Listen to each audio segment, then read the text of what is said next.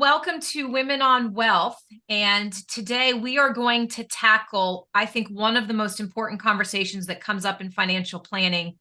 And it's really around long-term care. And I am not having this discussion alone. So not only do I have one expert with me, but I have two today. So joining us, I have Natalie Karp and Rona Loshak, who are the founding partners at Karp Loshak Long-Term Care Insurance Solutions Brokerages.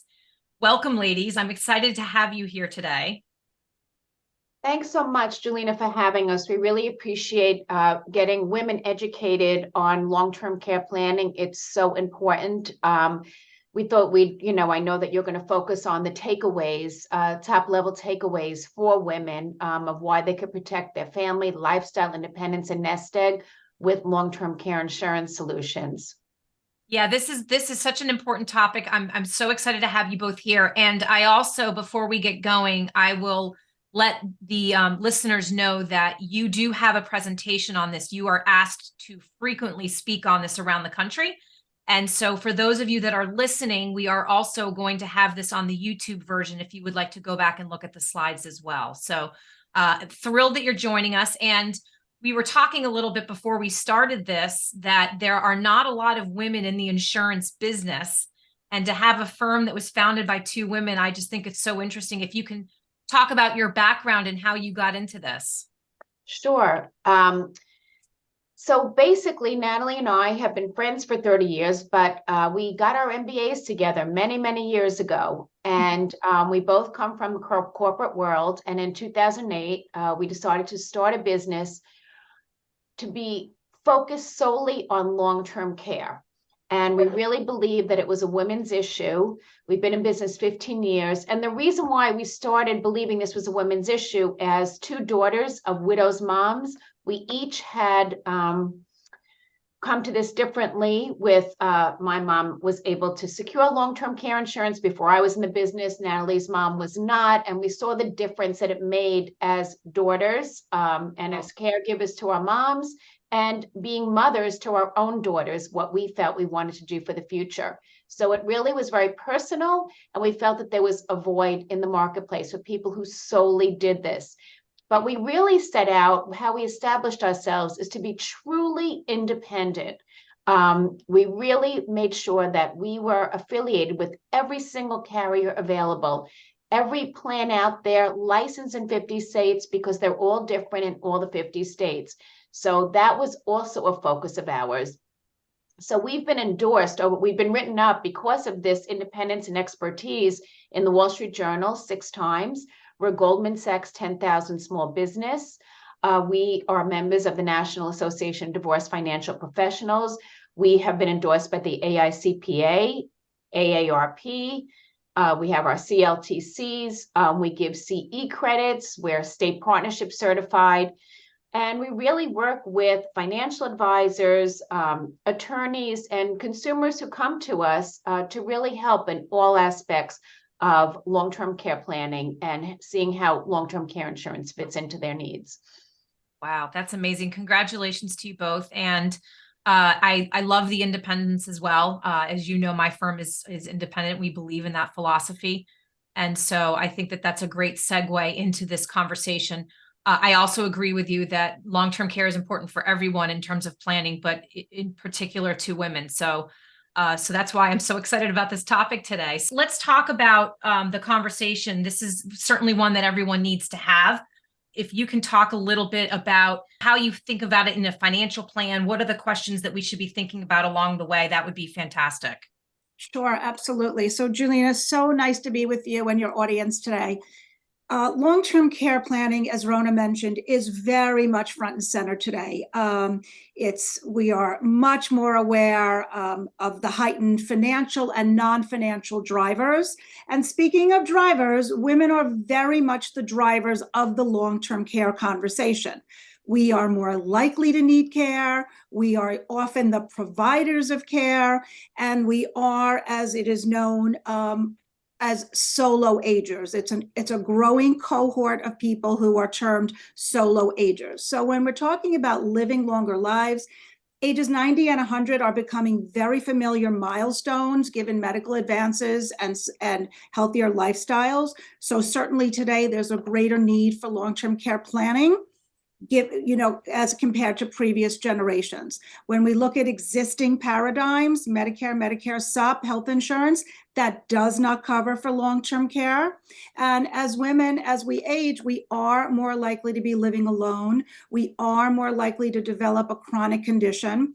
We live 5 years longer than men, and we're more likely to have cognitive disease or disorders. So the longevity conversation is demanding we think differently, given we want to maintain lifestyle and independence without burdening our well spouse, without compromising our family. And of course, those could be solo agers. So thinking through retirement, not just to retirement, is really why this conversation belongs in a comprehensive plan. And lastly, when we look about health in America and, statistical likelihood, we've done a really good job in medical advances in breast cancer, heart attack, stroke, body parts, organ transplants. We've done really well on mortality, but what we have not done well with is morbidity, and specifically Alzheimer's. So we've done great on medical advances, but what we have not made a dent in is cognitive disorders. And we can see that is rising at 145% since the year 2000. So again, planning has never been more important. That's amazing. And I would just also add on your conversation around longevity and the ages of 90 to 100. Whenever we run a financial plan for our clients and we're putting in these ages, I think clients are still so surprised to think that we're planning that far. But to your point, it's not to retirement, it's through. The last thing you want to do is run out of money at the end. Absolutely. And that's why this conversation is so important. So based on that, everyone loves to talk about, everyone knows how expensive long-term care is. That's the first thing that always comes up in the conversation. So if we can address the cost, that would be great. Yeah, we always say, don't look at the cost of long-term care insurance yet until you actually analyze how much long-term care costs. And I think people are very much, many people, if you don't know, if you've never experienced, you're in denial how much this costs. And there's no reason, hopefully you never had experience with it. But if you never did, it's really expensive. And that's really the issue. If you just look now, today's dollars, if you were in a metro area and getting 24-hour day care, it's about $32 an hour times 24 hours is about $750 a day after taxes. So that's a huge cash flow. It doesn't matter how much money you have. I can't imagine anybody not thinking that that's a lot of money leaving your portfolio or your monthly cash flow coming in. But just taking an example, if we were going to just look at the average cost today, this is the average with an 8-hour day, would be about $100,000 a year. And the average care need is 3 years. So we're just saying the average cost today is $300,000 per person after taxes. Well, that's fine, but now we have to look ahead. What is it going to be in 15 years? What about 30 years? In 30 years, they expect the cost of care to be $1.2 million a person. For a couple, that's $2.4 million, and that's after tax money. So we say to take this really seriously, and how are you going to get there? What is the best way for you to pay for this care? Absolutely. Absolutely. I think that that's the most important part. And starting now and planning is kind of coming to the conclusion right now, but that it really is the essence of how you put this all together. So thank you for going through that. And what does long-term care what does the insurance actually provide? Because I think there's a lot of confusion around this. Sure. So first of all, your policy has to trigger. In order to trigger a policy, the standard definition is called 7702B, and that's really important because that's the one that is standardized. It's written into federal law under HIPAA legislation. A 7702B definition says your policy will trigger once you need help with 2 out of the 6 activities of daily living or supervision for cognitive impairment for a condition that would last at least 90 days. The activities of daily living are bathing, dressing, transferring, toileting, continence, and eating. As one ages, Usually it's 2 out of the first 3. They might need help, bathing, not that they need hands-on help, but just to make sure they don't fall, or dressing, or just getting from a bed to a chair. It's really easy. I know people have said it might be hard to trigger, but it's not, because of the standardization. Depending on your condition, it just has to work. For instance, someone that has vertigo, can say that technically they need somebody standing by with bathing and dressing, and their policy will trigger. Okay. So once your policy triggers, then what you're getting is a tax-free stream of money to pay for care in any setting. And that's really important. You have to think of it as your own private pool of money. So you have the confidence that you have this private resource to pay for care, so you don't have to burden loved ones. You can have care in any environment that you want to be in, whether it's an assisted living, or most people want to have care at home, and that's really a choice of care. It really protects your blended families because they don't have to worry, where's this money coming from, who's paying for it. And again, if you're solo aging, you know that this will help you with your lifestyle by having this separate stream of money coming in. There's really no other program that pays for long-term care. I know you were talking about Medicare before. Medicare only pays for skilled care, and only up to 100 days. So, and Medicare supplements mirror Medicare. So you're really only being covered for up to 100 days, and only if you need skilled care. Medicaid is a needs-based plan, getting much harder to qualify, not just financially. And for those who can't see me, I'm putting my hands in quotes, you're poor. But the point is, people forget that there are 2 triggers for Medicaid. That is the financial trigger, and then there is the medical trigger. The medical trigger is not the same trigger as long-term care insurance. It is much harder to qualify. It's usually 3 out of 6, 4 out of 6. And the states are cutting back drastically on that. So you could always go on Medicaid if you found out, for instance, you had a long condition, but it is not a plan that you could rely on. I think those are very, very interesting points, both on Medicare and Medicaid, because I think that there is an assumption from many that they can rely on either or one of them, or either or both, excuse me. So thank you for going through that. Yes. And I guess we have to talk about the family dynamics, because a lot of times people forget that this is not just a financial decision, but there's an emotional one with conversations around family too, right? Oh, yes. Oh, Julina, we can't say that any better. I mean, half of this is the financial part, and the other half is the non-financial part. Family dynamics, when everyone is in charge and no one is in charge. So caregiving absolutely results in difficult decisions and causes family conflicts. Question, will 3 children agree on a plan of care? What should be liquidated to pay for that care? Where is that care going to be provided? Are we selling the art? Are we selling the vacation house? Spouses may be older and frail and can't do it themselves. Adult children may not live nearby, have busy lives or careers. You've sent your children to college, to graduate school, to become professionals. Please don't make them caregivers.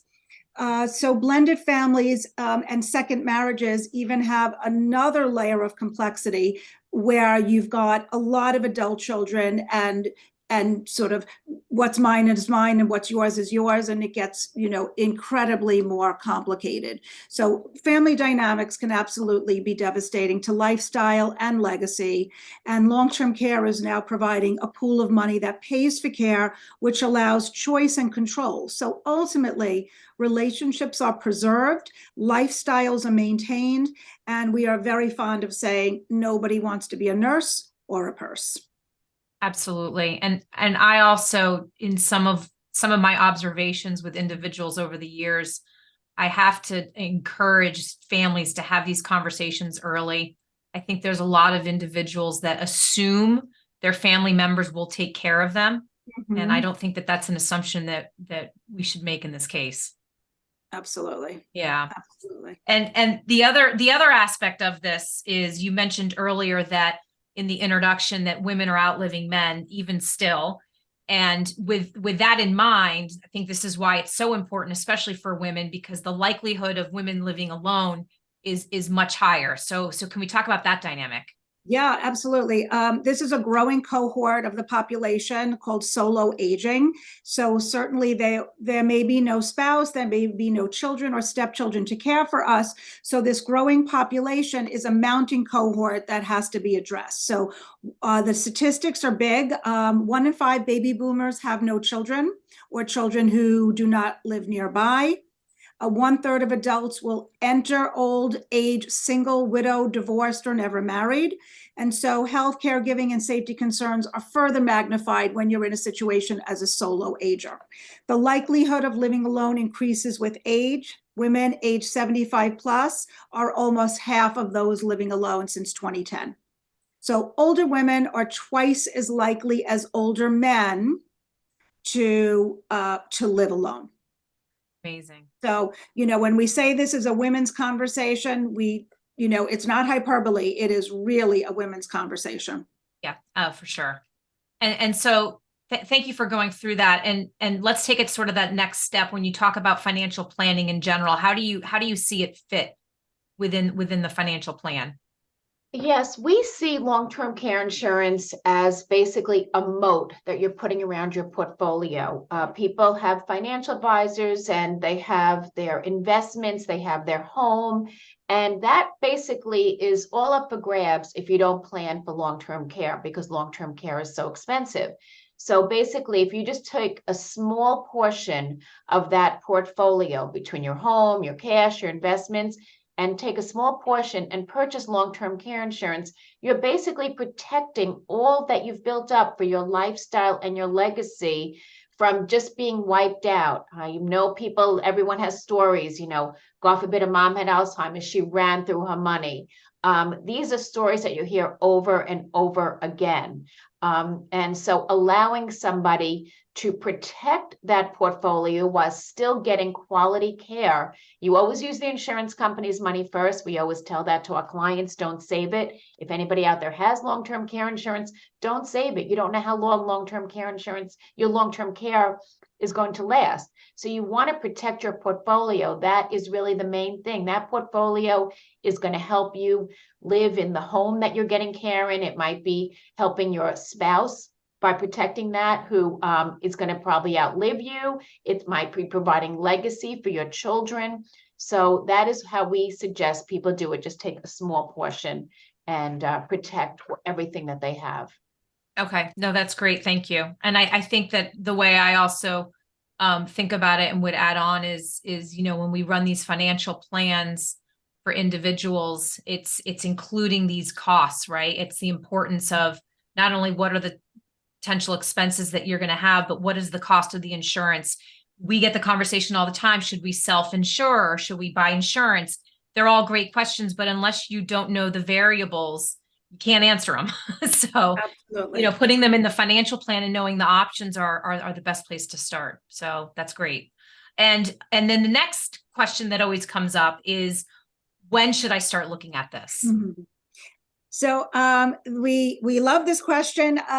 In the absence of the crystal ball, the best time to plan is today when you're young and healthy. So insurance companies are writing on age and health. So we really want to lock in that age. We want to lock in preferred health, ideally marital status. All of these things will combine to generate a much more, let's just say gentle premium. So waiting is not as one-dimensional as saying, oh, I'll wait, I'll save an annual premium. Waiting costs you more because you may be A, uninsurable with a new diagnosis.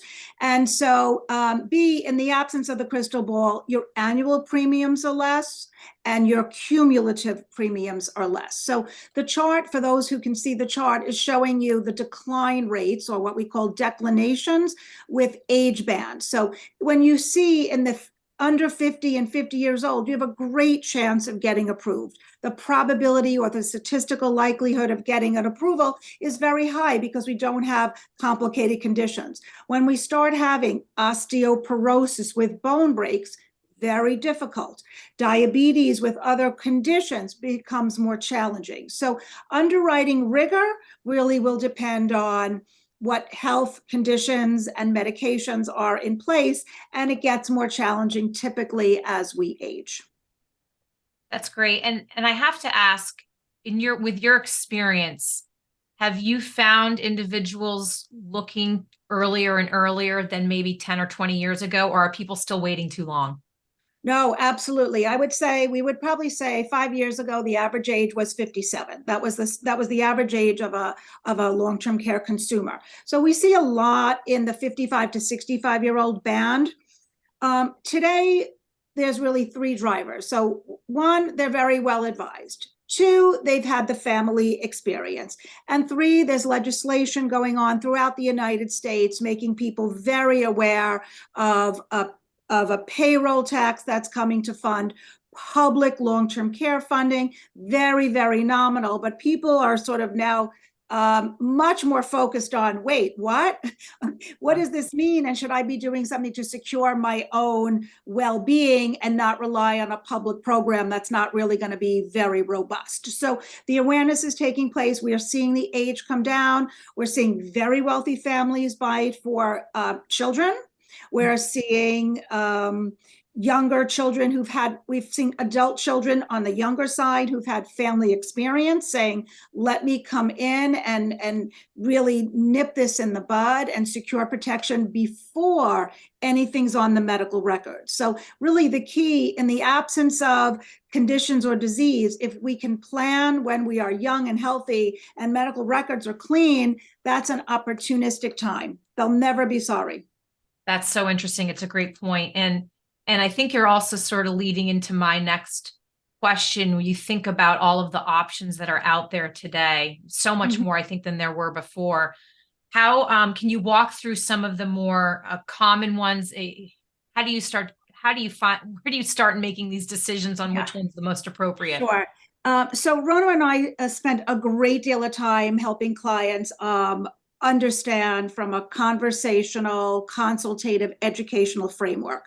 So what we're starting with are really four fundamental plans that are in the landscape today. One is traditional long-term care, also known as standalone long-term care.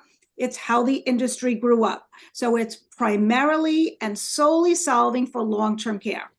And here is where we have some very innovative options with shared designs, where spouses can share policies, where you can have 2 pools of money that are shared or 3 pools of money that are shared. A lot of innovative riders in terms of inflation, but traditional long-term care is nothing more than long-term care. And so you have to know it's still the best bang for the buck. And where we see a tremendous amount of tax incentives. There are state incentives, some look like credits, some are deductions, and there are federal tax and federal deductions on traditional long-term care. So really robust, suitable option for everybody. Asset-based long-term care really is on the really in the horizon for the last 12 plus years. The sexy new way to plan, where you don't have premiums for the rest of your life, but rather it's a limited pay, 1 year, 5 years, 15 years, 20 years. So you have a limited period of time. You're primarily solving for long-term care. But for those people who say, what if I never use it? That in the back of your mind, you also have a death benefit. So you have long-term care, you have a death benefit if you don't use it, and you can pop out of the contract with what is known as a return of premium. So we like to call these live, die, change your mind policies. So asset-based long-term care can be built on universal life chassis, a whole life chassis, a joint whole life chassis. So it gets very complex. You can get more complex within asset base, but suffice it to know, it's an either and, have your cake and eat it too. Life with riders, for somebody perhaps who is getting a divorce or really wants to solve for a big life insurance need, will enable you to accelerate through a life insurance benefit. So let's take an example of a $500,000 life contract. Well, gee, a life contract will only work when you die. If you add a rider that says I can accelerate it, you can accelerate 2 or 4% a month. So if you had a $500K death benefit, accelerated that by 2% a month, you can pull a $10K long-term care benefit from this life policy. So life with riders are very interesting. Alternative, perhaps we can't get long-term care, but we can get a life insurance contract. So here we're primarily solving for death benefit, and long-term care is the secondary objective. Okay. For couples who are older, much harder to insure, a very elegant solution is an annuity with LTC. So you've got a lifetime income stream potentially, a death benefit if you don't need it. So if you're 70s and 80s and you're in any state but New York, annuities with LTC are another innovative way to solve for long-term care. But again, it's sort of, we're getting in the doors that we could open with age and, with age and health profile. Okay, great. So many different options today. I know that you're really just introducing some of the more common ones, and it can go so much further, which I think also is such an important reason that your firm is independent, so that you have access to all of this and can customize it for clients, right? Absolutely. And, clients will, they get educated, they organically move in a direction or not, but within each category, there's, pros, cons, and neutrals to consider. And it's certainly important to look at it comprehensively so they can make a confident decision. Yeah, absolutely. It's hard to have a perfect investment when you don't know all the variables along the way. So it's nice to know what the pros and cons of all the decisions are. That's great. Yeah. And what about the process for those that are listening that would like to take the next step and see how they can learn more about this? Sure. Yeah. So how it works is, once we get all your information, your health, we basically come up with a few different recommendations. Now, again, everybody's different. Maybe you're young and you want a life insurance policy and you can't get long-term care policy. So you're going to have a rider on it. Then we're comparing different life insurance chassis, or maybe you can qualify for all of them. They all have pros and cons, as we said. Maybe you're going to do a 1035 exchange from a life insurance policy that you don't need anymore, the cash value, and you're putting it into a hybrid that will give you different types of choices. So everybody's needs is not one size fits best. Everybody comes to this very, very differently.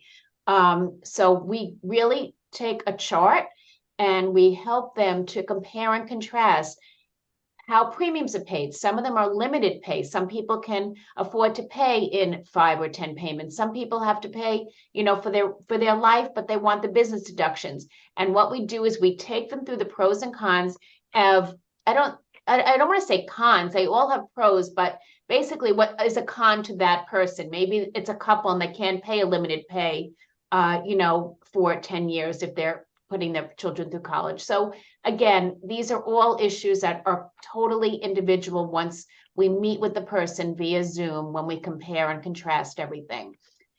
And then how we feel is that we really have to talk about that something is better than nothing. Most people do not insure for the full cost of long-term care.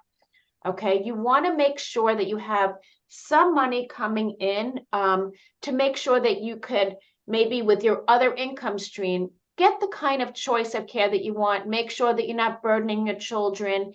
Maybe get that extra level of service that you may need. If you're solo aging, get the care you need sooner rather than later. We find that people who are solo aging are very scared to dip into their pool of their retirement nest egg. And if they had long-term care insurance, they'd start it sooner. You don't have to have this right away, get all this care right at the beginning. Most people, it starts very slowly. Remember, years ago, 30, 40, 50 years ago, people moved in with their families, and those were the people providing care. So we usually start long-term care much slower than people realize. It's not an all or nothing. So we suggest people, something is always better than nothing. And we could help design that to fit anybody's budget. The process really works as we spoke about, that we pre-qualify you for health with an intake form.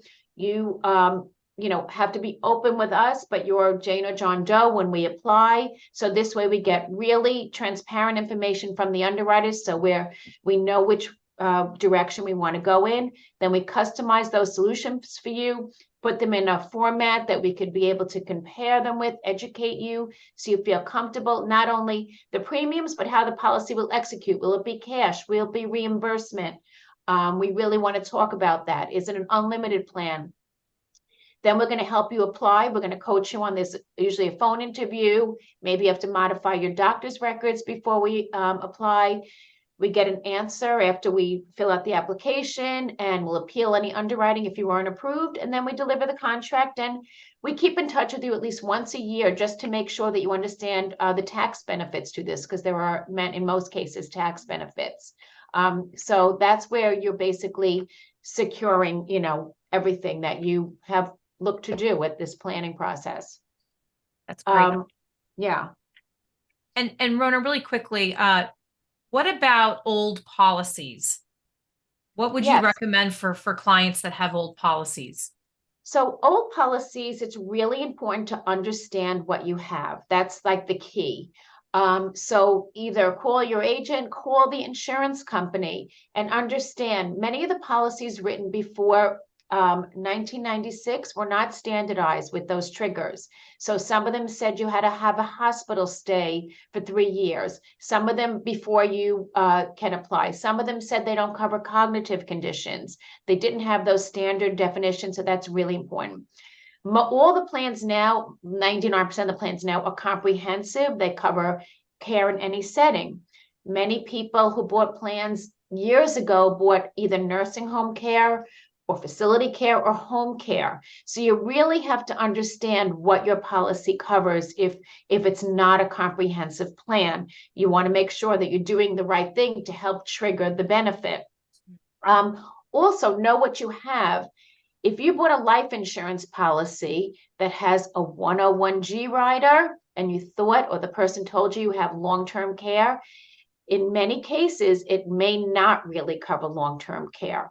For instance, if you have a one that's not a standard guaranteed and your death benefit is only guaranteed to age 85 and you're 90 and you only have an age 85 guaranteed death benefit, well, if you're 90 and need long-term care, that policy, which is a percentage of the death benefit, is not going to cover you.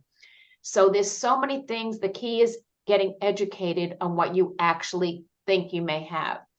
Regarding rate increases on older policies, because now the policies have stabilized, most cases, those policies are gold. You cannot get them anymore. They do provide a lot of protection. If you truly can't afford the increase, then we suggest, you can always bring down to a level, but do not lapse those policies. That's a mistake. So remember, and the biggest thing that we always hear is, I'm healthy now. I'm not going to need them. I'm so healthy. Just remember, the healthier you are, the longer you're more likely to live, the more likely that you will need long-term care. Yeah. So a very important point that's not the way a lot of individuals think about it. So, right. Right. So sort of summarizing what you all said, first of all, I love the fact that you both took such an intimidating topic and simplified it in such a quick way. I was wondering as we were getting on this, if this was going to be like a 2-hour podcast, but wow, you two really know how to boil the water out. So thank you. And I would love to ask if people want to learn more about you both, where can they find you just to learn more? Sure. We have a website, karploshak.com. That's KARPLOSHAK.com. And they can email us at kl@karploshak.com or reach us at 516-801-1419. We're always available. Natalie and I, work very closely to make sure that we're directly working with our clients to take care and make sure that they get educated and secure this if it's right for them. Absolutely. So, thank you so much. No, thank you, ladies. Educate your audience, because we believe, especially for women, that you really do need to prepare for this one way or the other. This is something that's either you're going to be the caregiver or you will be needing care. So we do believe that it's such an important topic. Yeah, absolutely. And I would also just add again, please communicate with your families around this as well. That's because that's something that I don't find often enough. So thank you again, ladies, for what you're doing. Thank you so much, Julina. Thank you. Great to be with you.